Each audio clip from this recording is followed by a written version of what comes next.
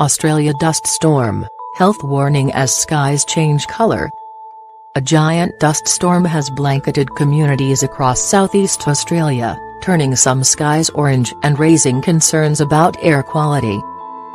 Authorities issued a public health alert for Sydney on Thursday as the 500 km wide, 310 miles, dust band began to reach the city.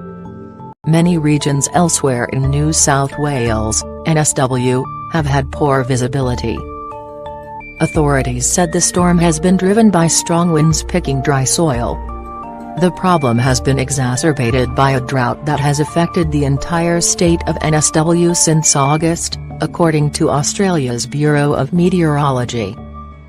Health officials have urged locals to stay indoors, particularly children, older people and those with respiratory problems. One resident in Broken Hill, a town 1,100 km west of Sydney, said the dust had lingered for hours on Wednesday. "You walked outside and it was in your eyes and it was just a gritty feeling," Matt Whitlam told the BBC. "The winds were also so strong that you had to hold the car door open or it would just slam back into your face." Forecasters say it is not yet clear how severely the dust storm will affect Sydney. However, it has already drawn comparisons to an intense dust storm which blanketed the city in 2009.